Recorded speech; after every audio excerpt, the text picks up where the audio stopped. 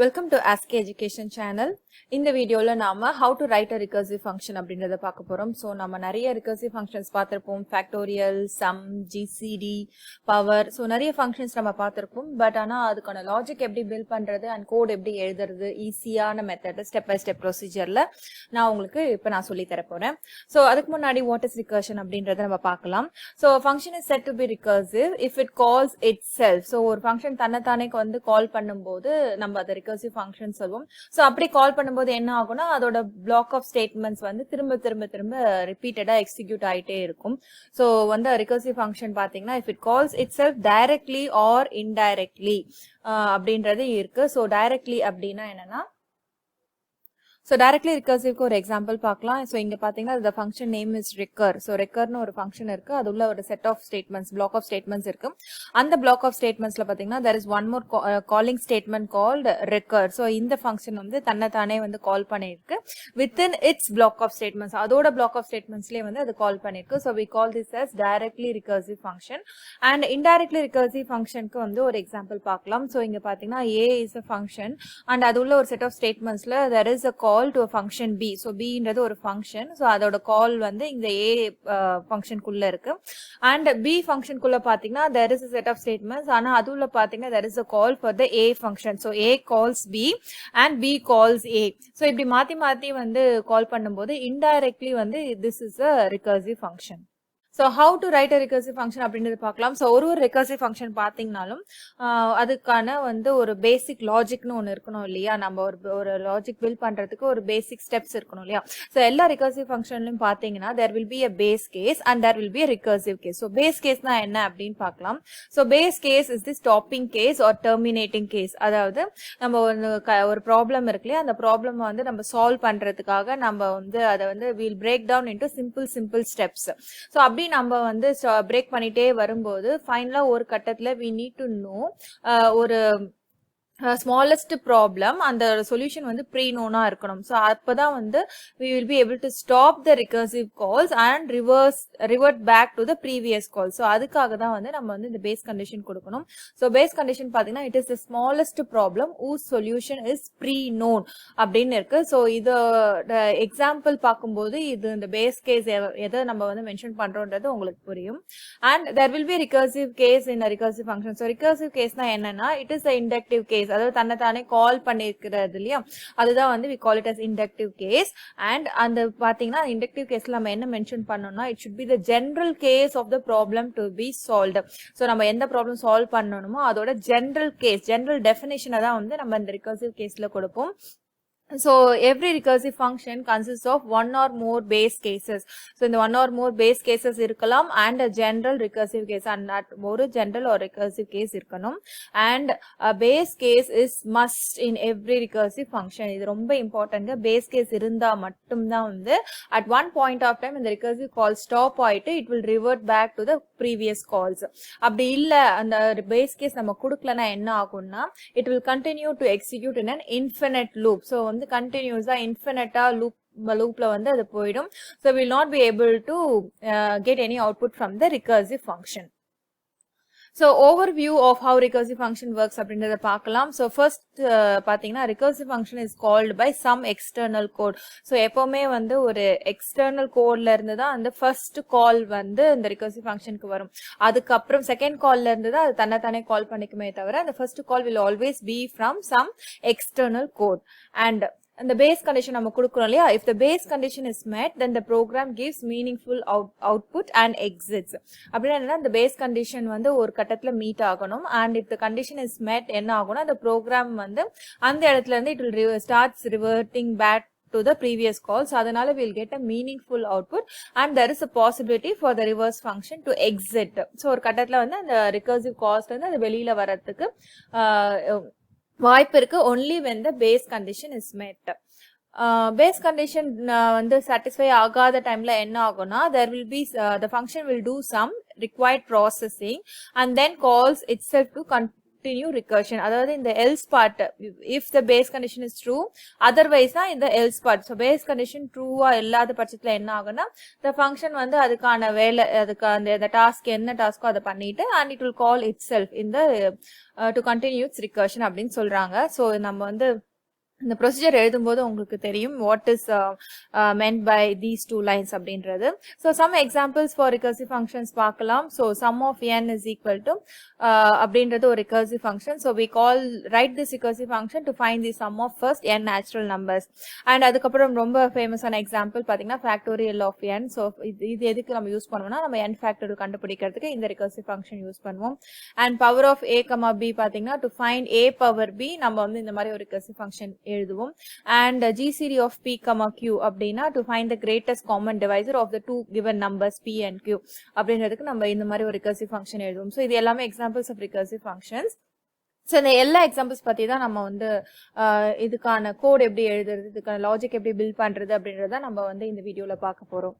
So let's write a recursive function. So இப்ப பார்க்கலாம். So function ஓட பேசிக் இதுதான், ஸ்ட்ரக்சர் பாத்தீங்கன்னா இதா இருக்கும். So it should have a function name and function name குள்ள பாத்தீங்கன்னா there should be a if else statement. And if statementல ஒரு கண்டிஷன் இருக்கு. if the condition is true னா நம்ம வந்து அந்த பேஸ் கேஸ் நம்ம கண்டுபிடிக்க போறோம் இல்லையா, அந்த ப்ராப்ளமோட பேஸ் கேஸ், அந்த சொல்யூஷன் இருக்கு இல்லையா, அந்த smallest problem solution which is known, அந்த பேஸ் கேஸ் தான் வந்து நம்ம இந்த if condition குள்ள எழுத போறோம். else partல வந்து நம்ம recursive case எழுத போறோம். So இதுதான் வந்து பேசிக் structure for a recursive function. Once இந்த லாஜிக் நீங்க நம்ம தெரிஞ்சுக்கிட்டோம்னா நீங்க வந்து இந்த ப்ரோக்ராமை வந்து இந்த ப்ரோக்ராம் கோட எந்த லாங்குவேஜ்ல வேணாலும் எழுதலாம். You can write the same code. இந்த லாஜிக் வந்து நம்ம ஜாவால எழுதலாம், பைத்தன்ல எழுதலாம், C++C அப்படின்னு சொல்லிட்டு எந்த ஒரு லாங்குவேஜ்லயும் நீங்க எழுதலாம். பட் நம்ம பேசிக்கா அந்த கோட் எப்படி டெவலப் பண்றது, லாஜிக் எப்படி பில்ட் பண்றதுன்றத பத்தி தான் நம்ம இங்க பார்க்க போறோம். ஸோ இந்த ரெண்டு base case, recursive case நம்ம கண்டுபிடிச்ச பிறகு we are going to put that in if else statement. And பாத்தீங்கன்னா இந்த function if it is going to return some value, ஏதாவது ஒரு value return பண்ண போது compute பண்ணிட்டு அப்படின்னா இது ரெண்டுமே பாத்தீங்கன்னா நம்ம return statementல எழுதுவோம். இந்த base caseயும் சரி recursive caseயும் நம்ம return statementல எழுதுவோம். இல்ல இது வந்து எதுவும் compute பண்ண போறது இல்ல, for example இப்ப பாத்தீங்கன்னா printing the digits in a number, given number பாத்தீங்கன்னா அங்கங்க நம்ம print பண்ணிட்டு போயிட்டே இருப்போம். So அந்த டைம்ல வந்து நம்ம சும்மா print statement மட்டும் யூஸ் பண்ணிட்டு we are not with that kind of program will not return any value. So return பண்ற பட்சத்துல இந்த base case recursive case நம்ம return statement உள்ள எழுதணும்.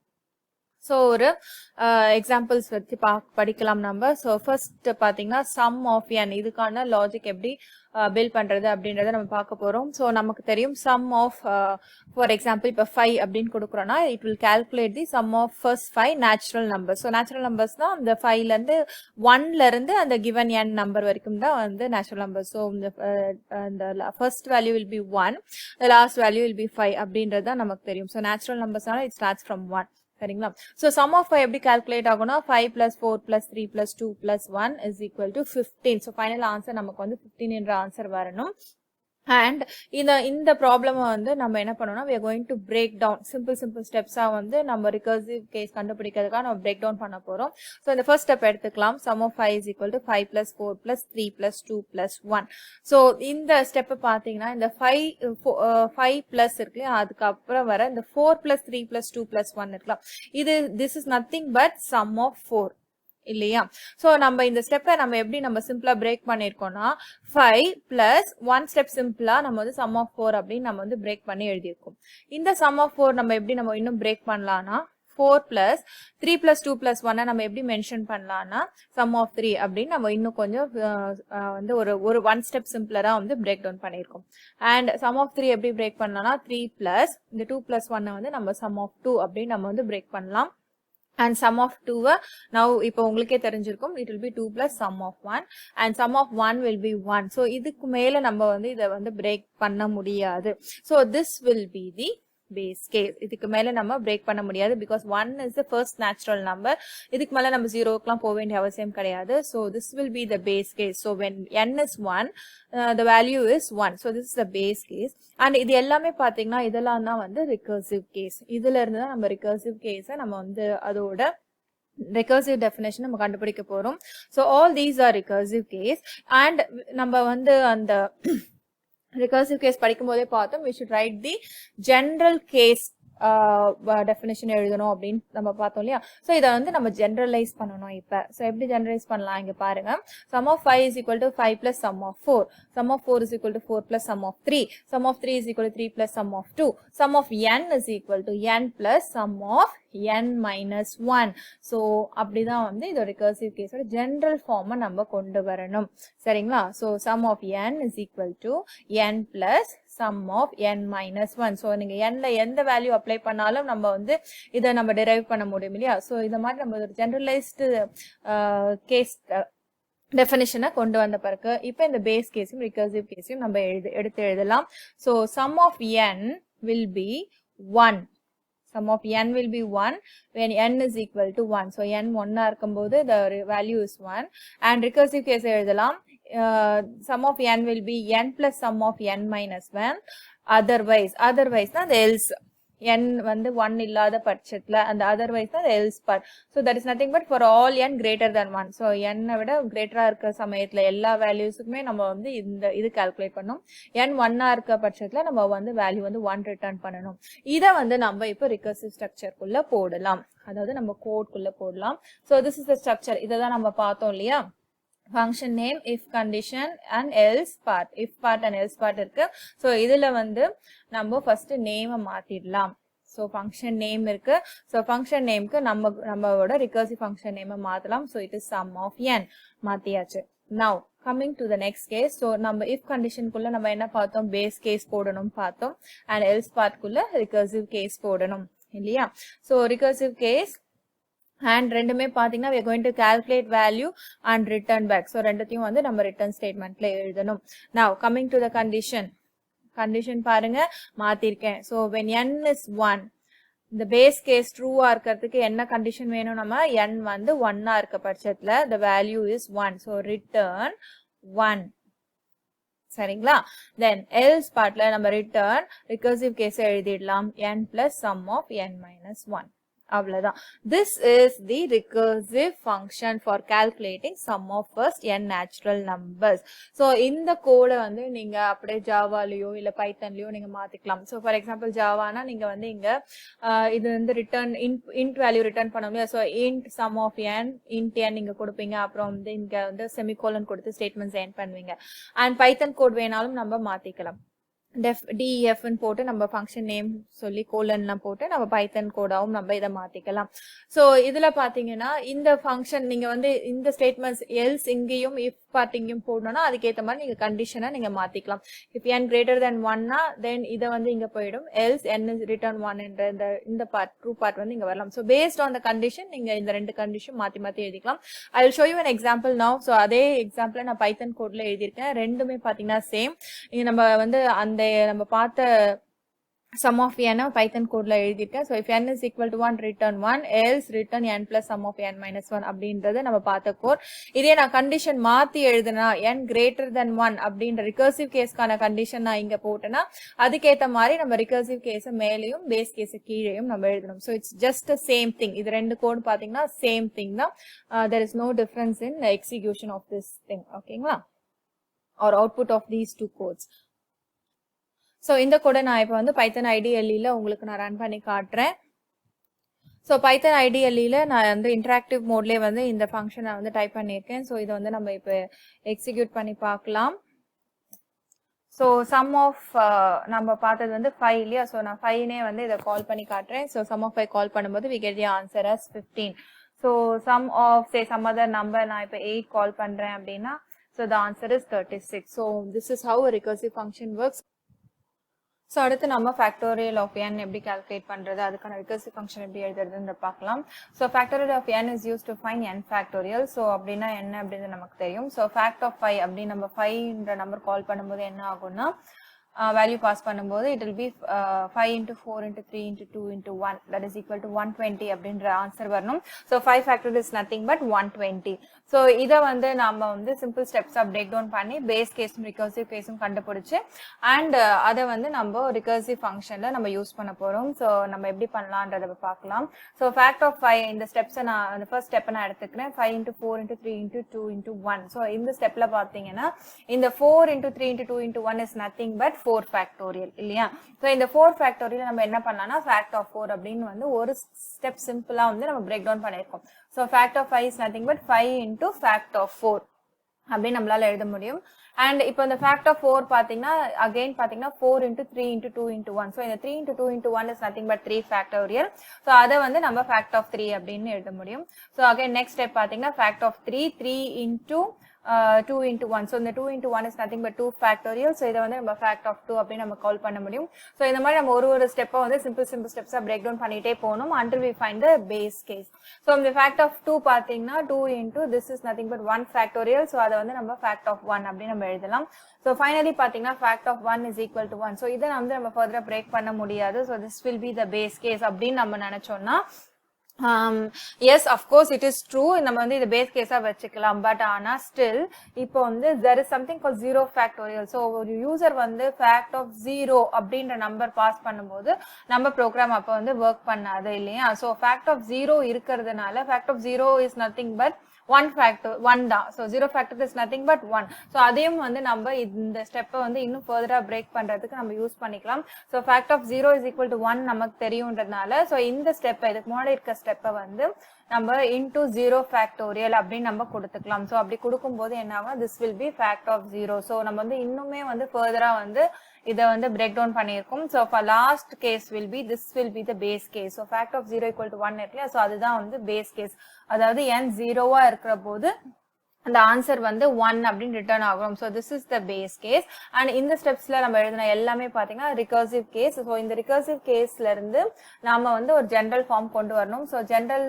கேஸ் எப்படி எழுதுவோம்னா so உங்களுக்கு பார்த்தாலே தெரிஞ்சிருக்கும் இப்போ fact of 5 is equal to 5 into fact of 4 fact of 4 is equal to 4 into fact of 3 fact of 3 is equal to 3 into fact of 4 so fact of n is equal to n into fact of n minus 1 so that is the recursive case so in the base case recursive case இப்போ ஒண்ணா எடுத்து எழுதிடலாம் so அப்படி எழுதும்போது we get this general case definition so function of fact of n is equal to 1 when n is equal to 0 so இதுதான் வந்து நம்ம அந்த base case க்கு கொடுக்க போற condition so n is 0 னா நமக்கு return 1 இருக்கணும் and the recursive case நம்ம else partல எழுத போறோம் இல்லையா so otherwise so if n is equal to 0 இல்லாத பட்சத்துல n greater than 0வா இருக்கும்போது நம்மளோட recursive case பாத்தீங்கன்னா n into fact of n minus 1 so இது ரெண்டுத்தையும் நாம வந்து let's put it in the structure now so function name பாத்தீங்கன்னா we need to change the name as fact of n change பண்ணியாச்சு and அதுக்கு அப்புறம் இந்த condition குள்ள if statement குள்ள நம்ம வந்து base case recursive case எழுத போறோம் and so in the base case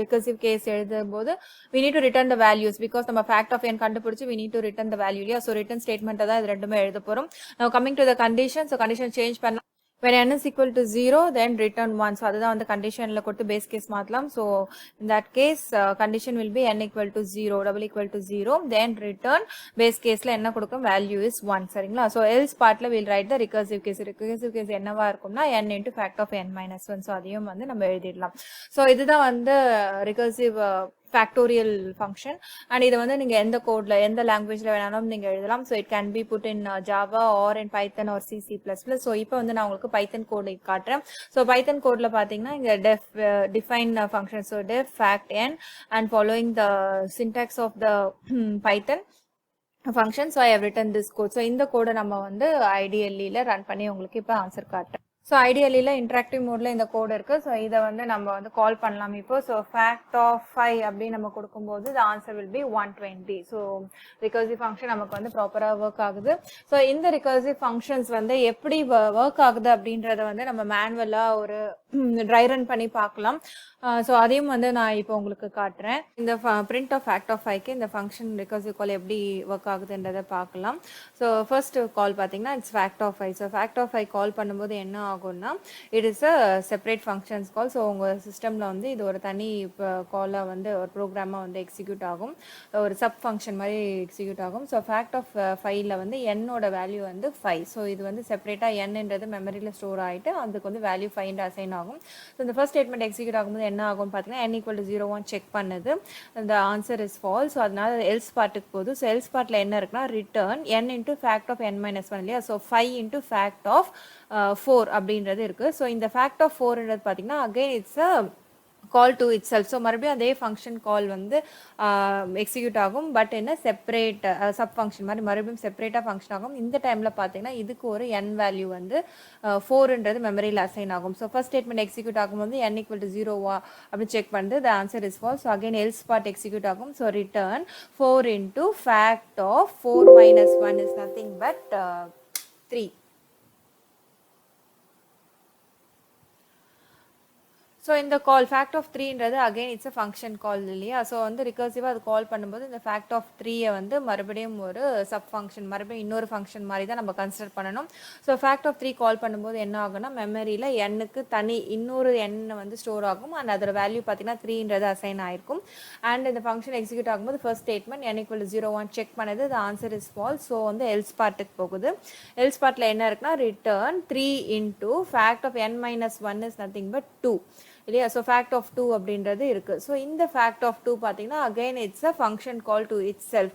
but வந்து நம்ம தனியாக ஒரு ஃபங்க்ஷன் ப்ரொசீஜர் மாதிரி நம்ம வந்து அதை எக்ஸிக்யூட் பண்ணுற மாதிரி நம்ம எழுதணும். ஸோ ஃபேக்ட் ஆஃப் 2 அப்படின்னு கால் பண்ணும்போது இதுக்கு தனியாக என்னோட வேல்யூ வந்து மெமரியில் ஸ்டோர் ஆகும். ஸோ கரண்ட் n வேல்யூ அப்படின்றத விட it's a different n value, அதோட வேல்யூ வந்து 2 அப்படின்றது இருக்குது. ஸோ இந்த n வேல்யூ = 0 செக் பண்ணும்போது the answer is false. So என்ன ஆகுனா அகைன் எல்ஸ் பார்ட் போகும். ஸோ 2 into ரிட்டர்னில் என்ன இருக்குன்னா 2 into fact of n minus 1, அதாவது 2 minus 1 is 1. So 2 into fact of 1 அப்படின்றது ரிட்டர்ன் ஆகும். ஸோ இந்த இடத்துல ஃபேக்ட் ஆஃப் 1ன்றது again it's a functions call. So அதை எக்ஸிக்யூட் பண்ண பிறகு தான் it will return. So fact of 1க்கு போகுது. So it's a separate call function call. So இந்த இடத்துல என்னோட வேல்யூ பார்த்தீங்கன்னா 1, இது மெமரியில் இன்னொரு எண்ணாக தான் அசைன் ஆகி இருக்கும். ஸோ அந்த வேல்யூ அந்த என்னோட வேல்யூ வந்து = 0வா அப்படின்னு செக் பண்ணுது.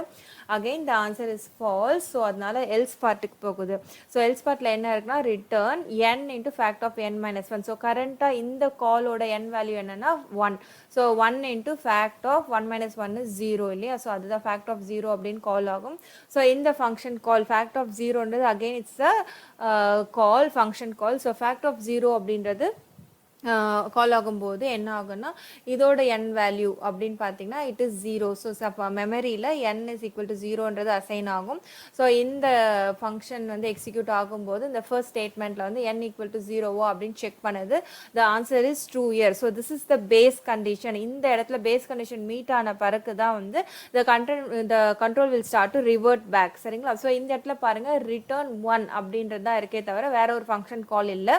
ஸோ இந்த இடத்துல வந்து இந்த ரிகர்சிவ் கால்ஸ் வந்து ஸ்டாப் ஆகிட்டு it will start reverting back. So இந்த ரிட்டர்ன் 1ன்றது எங்கே வரும்னா எங்கே கால் ஆச்சோ அங்கே தான் வரும். ஸோ இங்கே ஃபேக்ட் ஆஃப் 0ன்றது மட்டும்தான் வந்து ஃபங்க்ஷன் கால். ஸோ அந்த இடத்துல தான் வந்து 1 வந்து சப்ஸ்டியூட் ஆகும். ஸோ 1 into 1ன்றது எக்ஸ்பிரஷன். ஸோ அதுதான் வந்து ரிட்டர்னில் இருக்குது. ரிட்டர்ன் n into தான் இருக்குல்ல. ஸோ அது வந்து return backs to the previous call. So எங்கே ரிட்டர்ன் ஆகும்னா அந்த ஃபேக்ட் ஆஃப் 1க்கு தான் ரிட்டர்ன் ஆகும். ஸோ 2 into 1ன்றது அசைன் ஆகும். 2 into 1 is nothing but 2 that goes to fact of 2. So fact of 2ல இருந்து தான் இது வந்துச்சு இல்லையா. ஸோ அந்த எக்ஸ்பிரஷனில் இந்த fact of 2க்கு மட்டும் தான் வந்து இந்த 2ன்ற சப்ஸ்டியூட் ஆகும். ஸோ 3 into 2 வந்து ரிட்டர்ன் ஆகணும். ஸோ அங்கே முன்னாடி வந்து ரிட்டர்ன் ஒரு கீவேர்டு இருக்குது, ஞாபகம் வச்சுக்கோங்க. So it returns back to the function call. So அங்கே பார்த்தீங்கன்னா 6ன்றது ரிட்டர்ன் ஆகுது. 3 into 2 is 6 is return to fact of 3 அப்படின்ற இடத்துக்கு ரிட்டர்ன் ஆகுது. So 4 into 6 is 24. அந்த 24 only is in the return statement. So அது வந்து it goes back to fact of 4. So fact of 4ல பார்த்தீங்கன்னா 24 சப்ஸ்டியூட் ஆகும். ஸோ அந்த எக்ஸ்பிரஷனில் பார்த்தீங்கன்னா இட் இஸ் 5 into 24 தான் அந்த expression. And that has to return back to the function call. So அப்படி ஃபங்க்ஷன் கால் ரிட்டர்ன் ஆகும்போது எங்கே வரும்னா it comes back to the first call. So first call வந்து நத்திங் பட் ஃபேக்ட் ஆஃப் 5. அந்த fact of 5 எங்கே இருந்துச்சுன்னா இந்த print ஸ்டேட்மெண்ட்குள்ளே தான் இருந்துச்சு இல்லையா. ஸோ அந்த 120 is return to the print statement. So print of 120 அப்படின்றது எக்ஸிக்யூட் அந்த லைன் வந்து எக்ஸிக்யூட் ஆகும்போது நமக்கு வந்து 120 அப்படின்ற ஆன்சர் வந்து அவுட்புட் கிடைக்கும். ஸோ ஃபேக்டோரியல் ஃபங்க்ஷன்ஸ் எப்படி எழுதுறது, அது எப்படி ட்ரை ரன் பண்ணுறது அப்படின்றத பார்த்தோம். ஸோ அடுத்து நம்ம பார்க்க போகிறது வந்து power function. So power of a, b is to find a power b. So இந்த ஃபங்க்ஷனை வந்து நம்ம லாஜிக் பில்ட் பண்ணி அதோட கோடை வந்து ரெடி பண்ணலாம். ஸோ த சேம் ப்ரொசீஜர் தான். So we need to find the base case அந்த ரிகர்சிவ் கேஸ். இப்போ பார்த்தீங்கன்னா பவர் ஆஃப் a 5, 4 இங்கே வந்து 2 இன்புட்ஸ் இருக்குது. So 5 and 4. ஸோ 5, 4 அப்படின்னு நம்ம கொடுக்கும்போது என்ன ஆகும்னா it will calculate 5 into 5 into 5 into 5. So 4 times 5 multiply பண்ணி you get the answer as 625. So இதோட நம்ம சிம்பிளா வந்து இத break down பண்ணிட்டு we need to find the base case. So அந்த procedure இப்ப பண்ணலாம். So power of 5, 4 is equal to nothing but 5 into 5 into 5 into 5. So இந்த first step எடுத்துக்கிட்டு இது அடுத்த ஒரு ஸ்டெப் வந்து சிம்பிளா நம்ம பிரேக் பண்ணலாம். ஸோ இந்த பார்ட் எடுத்துக்கிட்டிங்கன்னா it is 5 into 5 into 5. So இந்த 5 into 5 into 5 நம்ம எப்படி எழுதலாம்னா பவர் ஆஃப் 5, 3. ஸோ ஒரு ஸ்டெப் சிம்பிளா நம்ம பண்ணியாச்சு. ஸோ அடுத்தது இந்த 5, 3 பவர் ஆஃப் 5, 3 எப்படி நம்ம வந்து பிரேக் பண்ணலாம்னா இந்த 5 into 5 நம்ம வந்து பவர் ஆஃப் 5, 2 அப்படின்னு வந்து பிரேக் பண்ணலாம். ஸோ பை நவ் உங்களுக்கு வந்து எப்படி பண்ணணும்ன்றது தெரிஞ்சிருக்கும். So I am just rushing up. So 5 into இங்க பாத்தீங்கன்னா 1, 5 இருக்கு. ஸோ இதை வந்து நம்ம வந்து பவர் ஆஃப் 5, 1 அப்படின்னு நம்ம பண்ணிடலாம். ஸோ அடுத்தது வந்து power of 5, 1 is equal to 5. So இதுக்கு மேல நம்ம வந்து ஃபர்தரா பிரேக் பண்ண முடியாது அப்படின்னு நீங்க நினைக்கலாம். But still if the user is giving 5, 0, so what will be the answer? ஏன்னா 5 power 0 is 1 என்றது நமக்கு தெரியும். So the second value b value வந்து 0 வரைக்கும் நம்ம வந்து கொண்டு போக முடியும். ஸோ அதனால நம்ம அதையும் வந்து இங்க இன்க்ளூட் பண்ணிக்கலாம். So this will be 5 into 5 power 0. So 5 power 0 is nothing but 1 இல்லையா? ஸோ அதனால இதை இன்னுமே நம்ம வந்து சிம்பிளா பிரேக் டவுன் பண்ணும்போது it becomes power of 5, 0.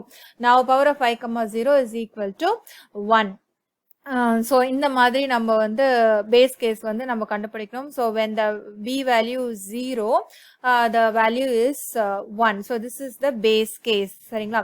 Now coming to the recursive case, இது எல்லாத்தையுமே வந்து நம்ம general structureல கொண்டு வரணும். So all these are recursive cases. So இது general structureல கொண்டு வரும்போது we know that power of a, b is equal to a into power of a, b minus 1. So அதுதான் வந்து இந்த general structure. நீங்க இந்த எல்லாத்தையுமே ஒரு தடவை பார்த்தீங்கனாலே உங்களால general structures எழுத முடியும். So this is comma. சரிங்களா? So power of a, b is equal to a into power of a, b minus 1. So அந்த ஸ்டெப்ல நீங்க வந்து a and b values கொடுத்து பாத்தீங்கன்னா you will be able to get the general case. So இந்த தான் வந்து recursive case. So இதை வந்து நம்ம எடுத்து எழுதும்போது power of a, b will be 1 if b is 0. So that is the base case. And otherwise என்னவா இருக்குன்னா recursive case பாத்தீங்கன்னா a into b power of a, b minus 1. So this is the else part. So இது ரெண்டுத்தையும் வந்து இப்போ function structureல போடலாம். So function name பாத்தீங்கன்னா power of a, b. So ரெண்டு values input பண்றோம். So power of a, b நம்ம ரெண்டு value call பண்ணும்போது என்ன ஆகும்னா so this also computes and returns values இல்லையா? So வந்து base case recursive case எழுதிட்டு அது ரெண்டுமே return statementல எழுதணும். So condition இப்ப மாத்தலாம். If b is equal to 0, return 1. So that is the condition here. Return 1. And else partல பாத்தீங்கன்னா simply put the recursive அந்த case general case வந்து நம்ம recursive caseல அந்த return பக்கத்துல நம்ம போடணும். So this is how we write the power function, அதாவது recursive function to calculate power of a, b. So இதை வந்து நீங்க Java or Python or C எந்த languageல வேணாலும் போட்டு நீங்க execute பண்ணி பாருங்க. If there is any doubt நீங்க வந்து இந்த structureல ஏதாவது doubt இருந்துச்சுன்னா நீங்க வந்து எனக்கு கமெண்ட் பண்ணுங்க. நம்ம அடுத்தது நம்ம பார்க்க போறது வந்து GCD of p, q to find the greatest common divisor of p and q. So இது பாத்தீங்கன்னா ரெண்டு வேல்யூ நம்ம பாஸ் பண்ணுவோம். அந்த ரெண்டு வேல்யூவோட greatest common divisor கண்டுபிடிக்கணும். And இந்த recursive structure பாத்தீங்கன்னா we will be following the Euclid's algorithm. So இது வந்து standard technique. So Euclid என்பவர் பாத்தீங்கன்னா ஒரு Greek mathematician. So இந்த algorithm பாத்தீங்கன்னா more than 2000 years agoவே வந்து இந்த மாதிரி algorithm வந்து அவர் define பண்ணி வச்சிருக்காரு. So அந்த algorithm யூஸ் பண்ணி தான் வந்து நம்ம இந்த GCD recursive function நம்ம எழுத போறோம். So இந்த Euclid's algorithm எப்படி work ஆகுது அப்படின்றத முதல்ல நம்ம understand பண்ணிக்கிறோம். So understand பண்ண பிறகு தான் வந்து அது நம்ம வந்து recursive function நம்மளால எழுத முடியும். So ரெண்டு நம்பர் எடுத்து அதோட GC எப்படி கால்குலேட் பண்றது அப்படின்னு பார்க்கலாம். So GCD of say உங்களுக்கு வந்து இப்போ ரெண்டு நம்பர் பார்த்தீங்கன்னா I will take 45 and 30 சரிங்களா? So இதோட GCD என்ன அப்படின்றத நம்ம கால்குலேட் பண்ணணும். So Euclid's algorithm எப்படி ஒர்க் ஆகும்னா இப்போ வந்து இந்த this for example this is p and this is q இல்லையா? So இப்போ வந்து எப்படி ஒர்க் ஆகும்னா வந்து first we divide this p by q and get the remainder. So 45 வந்து நம்ம 30 ஆல நம்ம integer division பண்ணணும். ஞாபகம் வச்சுக்கோங்க, integer division பண்ணும்போது we get the value as say one time it goes, so 30, so remainder is 15. நம்ம வந்து இந்த Euclid's algorithm வந்து இந்த remainder 0 வரைக்கும் நம்ம கண்டினியூஸா பண்ணிட்டு வரணும். So now we got the remainder as 15. So இதை வந்து நம்ம மறுபடியும் ரிப்பீட்டா டிவைட் பண்ணணும். பட் இந்த டைம்ல பாத்தீங்கன்னா இந்த டிவைசர் என்னவா இருக்கும் அப்படின்னா the remainder will be the divisor and the dividend will be this, the 30 அப்படி இருக்கு இல்லையா? So this will be the next stepல அந்த வந்து நம்ம எடுத்து எழுதிடுவோம். ஸோ ப்ரீவியஸ் ஸ்டெப்ல வந்த அந்த இது இருக்கு இல்லையா, ரிமைண்டர் இருக்கு இல்லையா, ஸோ அது that will be the new divisor. And இந்த முன்ன ஸ்டெப்ல இருந்த அந்த டிவைசர் வந்து இப்பத்தி டிவைடண்டா மாறிடும். ஸோ இது வந்து இந்த மாதிரி நம்ம மாற்றி எழுதணும். So again will do the division. So இப்போ பார்த்தீங்கன்னா it goes 2 times and the answer is 0. இப்போ பார்த்தீங்கன்னா த ரிமைண்டர் இஸ் 0. ஸோ இந்த மாதிரி ரிமைண்டர் 0வா வரும்போது என்ன வந்து டிவைசரா இருக்கோ தட் இஸ் ஜிசிடி அப்படின்றது தான் வந்து இந்த யூக்ளிட்ஸ் அல்காரிதமோட ப்ரொசீஜர். ஸோ இன்னொரு எக்ஸாம்பிள் எடுத்து நம்ம பார்க்கலாம். சே ஃபார் எக்ஸாம்பிள் நான் இப்போ வந்து GCD of say some 64 and 24 அப்படியே எடுக்கிறேன்னு வச்சுக்கோங்க. ஸோ ரிப்பீட்டடா நம்ம வந்து இன்டீஜர் டிவிஷன் பண்ணி ரிமைண்டர் வச்சு நம்ம வந்து ஜிசிடி கண்டுபிடிக்க போறோம். So the divisor is 24. இதுல வந்து நம்ம 64 நம்ம டிவைட் பண்ணும்போது it goes 2 times it goes. So answer is 48. So remainder பார்த்தீங்கன்னா it is nothing but 16. So இந்த ரிமைண்டர் வந்து நமக்கு இப்போ 0வா வரல. ஸோ அகைன் நம்ம வந்து இந்த டிவிஷனை வந்து நம்ம ரிப்பீட் பண்ணணும். So this 24 will come here. So 24ஆல் நம்ம பண்ணும்போது one time it goes, the answer is the remainder is 8. So again remainder பார்த்தீங்கன்னா வந்து 0வா வரல. So this 16 will be the new divide. 10. So இப்போ வந்து நம்ம 16 மாத்தி எழுதும்போது you get 2 times 16. So the answer is 0.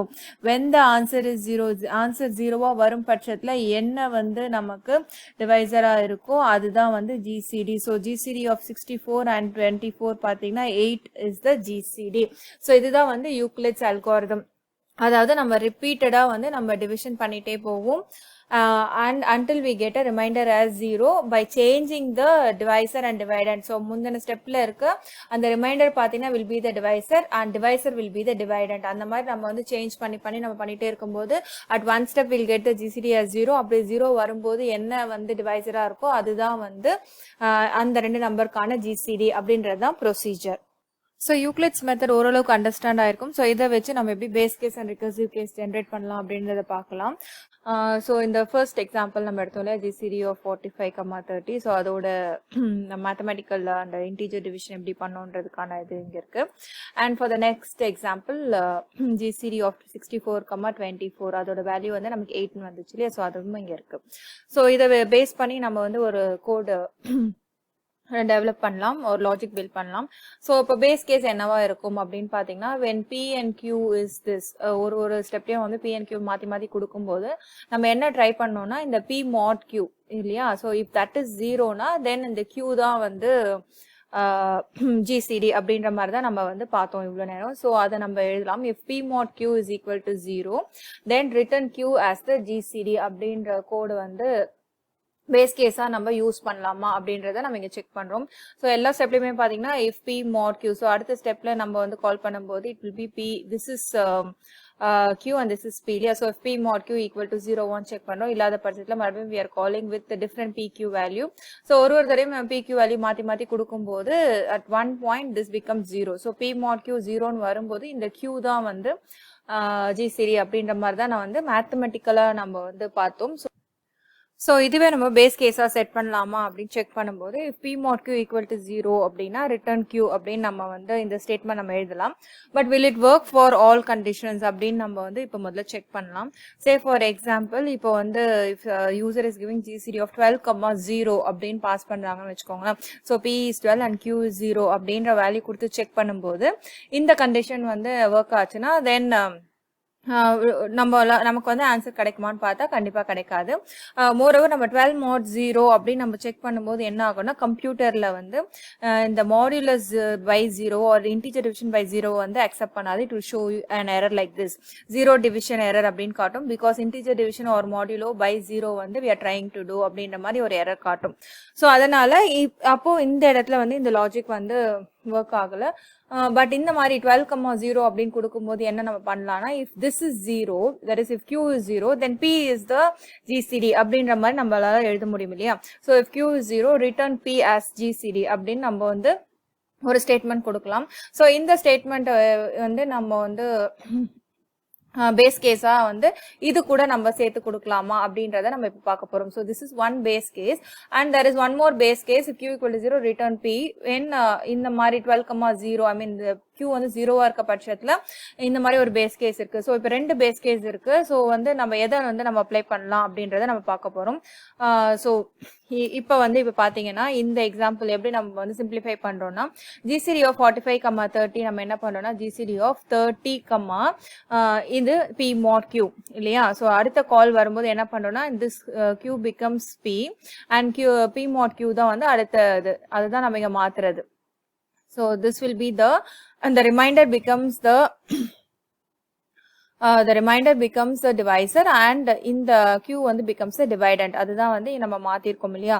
So GCD of 45, 30 வந்து next கால் போகும்போது GCD of 30, 15 கால் பண்ணுவோம். and again இது கால் பண்ணும்போது பாத்தீங்கன்னா 30, 15 வந்து நமக்கு வந்து remainder will be 0. நம்ம 15 வந்து நம்ம GCD கொடுத்துடலாம். பட் ஆனா நம்ம கம்ப்யூட்டர்ல அது பண்ண முடியாது. அதுக்கு பதிலா இந்த பேஸ் கேஸை நம்ம இந்த மாதிரி ஒரு கண்டிஷனுக்கு, ஸோ இந்த மாதிரி ஒரு 12,0 அப்படின்ற கண்டிஷனுக்கு கொண்டு வர முடியுமா அப்படின்னு பார்த்தா எஸ், நம்மளால வந்து இன்னுமே சிம்பிளிஃபை பண்ண முடியும். எப்படி பண்ணியிருக்கோம்னா இந்த இடத்துல என்ன பண்ணியிருக்கோம்னா அகெயின் நம்ம வந்து we are trying to do it by this. So இந்த 15 வந்து இங்க நம்ம வந்து பாஸ் பண்ணும்போது so it will be GCD of 15,0 இல்லையா. ஸோ இந்த ஃபார்மேட்க்கு தான் நம்ம வந்து இதை கொண்டு வரோம். ஸோ இந்த ஃபார்மேட் கொண்டு வரும்போது அகைன் நெக்ஸ்ட் காலில் போகும்போது ஆட்டோமேட்டிக்காக q is 0. So the GCD will be 15 அப்படின்றதா இதோட லாஜிக். ஸோ இந்த மாதிரி நம்ம வந்து இந்த பேஸ் கேஸை வந்து இன்னுமே சிம்பிளிஃபை பண்ணி we are bringing it to this because கம்ப்யூட்டரில் இந்த மாதிரி இன்டிஜர் டிவிஷன் பை 0ன்ற ப்ராப்ளம் இருக்கிறதுனால ஸோ இப்போ user give something like this நமக்கு வந்து எரர் வரும் இல்லையா. அதுக்காக we are trying to confine this base case. அந்த பேஸ் கேஸை வந்து இந்த ஒரு கேஸா வந்து நம்ம கொண்டு வரதுக்காக இந்த ப்ரொசீஜரை நம்ம இன்னுமே கூட இன்னொரு ஸ்டெப் வந்து கொண்டு போகிறோம். இது வந்து கம்ப்யூட்டருக்காக மட்டும்தான். மேத்தமெட்டிக்கலா நம்ம பண்ணும்போது we can stop here, நம்ம வந்து இதான் வேல்யூன்னு சொல்லிடலாம். பட் வந்து நம்ம கோட் எழுதும்போது this will not work. So இங்கேயுமே பார்த்தீங்கன்னா இந்த we are bringing this 8 here. So this next call will be GCD of 8,0 அப்படின்னு போகும். So which is in this format. So if this q is 0, then GCD will be this p, which is nothing but 8. So இந்த இதுக்கான steps பாத்தீங்கன்னா இப்படி இருக்கும். So initially 64, 24 கால் பண்ணும்போது it will be 24 GCD of 24, 16 and 24, 16 கால் பண்ணும்போது the remainder is 8 இல்லையா. So இந்த next call பாத்தீங்கன்னா 16, 8. ஸோ இதுல இருந்து அடுத்த கால் வந்து GCD of 16, 18 போகும். ஸோ 16, 8 மறுபடியும் கால் பண்ணும்போது it will be 8, 0. அடுத்த கால் போகும்போது 8, 0. ஸோ 8, 0 போகும்போது the q is 0. So the answer is 8 அப்படின்றது. So this comes under this base case. So இதையே நம்ம வந்து பேஸ் கேஸா செட் பண்ணிடலாம். So now we'll fit this into this function structure. So function name என்னன்னா GCD of p, q அப்படின்றது function structureல வந்துருச்சு. and if குள்ள நம்ம வந்து பேஸ் கண்டிஷனையும் recursive condition எழுத போறோம். so base conditionல q equal to 0 அப்படின்னு எழுதுறோம். if q is 0 னா then return p. so return p will be the base case and else partல நம்ம return we are going to write the recursive case. so recursive case இதெல்லாம் தான் recursive case இல்லையா. so recursive case என்ன பண்றோம் நம்ம we are calling GCD of q, p mod q in the next step. so ஒரு ஸ்டெப்லயே வந்து நம்ம GCD of q and p mod q தான் நான் வந்து நம்ம அடுத்த கால் பண்றோம். so that will be the recursive case GCD of q, p mod q. இந்த கோடை வந்து பாத்தீங்கன்னா we are simply following the Euclid's algorithm. so நம்ம வந்து எதுவுமே புதுசா derive பண்ண the standard algorithm நம்ம வந்து as such we are following it. இந்த ப்ரோக்ராமை நீங்க வந்து any language you can write. so இங்க வந்து பைத்தன் கோட்ல நான் எழுதியிருக்கேன். ஸோ அந்த கோடை நான் வந்து பைத்தன் ஐடியலில் இன்ட்ராக்டிவ் மோட்ல வந்து டைப் பண்ணி வச்சிருக்கேன். So let us call the this recursive function using the value. say நம்ம என்ன பார்த்தோம்னா 45, 30 முதல்ல பார்த்தோம் இல்லையா. so if we call this we get the answer as 15. கரெக்டா ஆன்சர் கிடைச்சிருக்கு. and again நம்ம இன்னொரு கால் என்ன பார்த்தோம்னா 64, 24. so இதையும் நம்ம ரன் பண்ணி பார்க்கலாம். so we get the answer as 8. So GCD function பொறுத்த வரைக்கும் நம்ம வந்து அதோட யூக்ளிட்ஸ் அல்காரிதம் ஸ்டாண்டர்ட் அல்காரிதம் தான் ஃபாலோ பண்ணுறோம். ஸோ நம்ம இதில் புரிஞ்சிக்க வேண்டியது என்னன்னா ஹவு திஸ் ஃபங்க்ஷன் ஒர்க்ஸ் அப்படின்றது மட்டும் தான் புரிஞ்சுக்கணும். அண்ட் இந்த கோடை வேணால் நீங்கள் ட்ரை ரன் பண்ணி பார்க்கலாம். நான் ஆல்ரெடி வந்து இந்த கோட் ட்ரை ரன் பண்ணி காட்டியிருக்கேன் in one of my video. So அந்த வீடியோ லிங்க் நான் வந்து இங்கே கொடுக்குறேன். ஸோ அந்த லிங்க்ல போனீங்கன்னா இந்த கோட் வந்து எப்படி ஒர்க் ஆகுது அப்படின்றது உங்களுக்கு வந்து ஈஸியாக புரியும். So that's it. We have come to the end of this recursive video. So இந்த recursion பத்தின வீடியோ வந்து உங்களுக்கு கண்டிப்பா யூஸ்ஃபுல்லா இருந்திருக்கும், உங்களுக்கு நல்லா புரிஞ்சிருக்கும்னு நம்புறேன். if you have any doubts நீங்க வந்து எனக்கு கமெண்ட் செக்ஷன்ல போஸ்ட் பண்ணுங்க. and please subscribe to my Ask Education channel for further videos. Thank you for watching.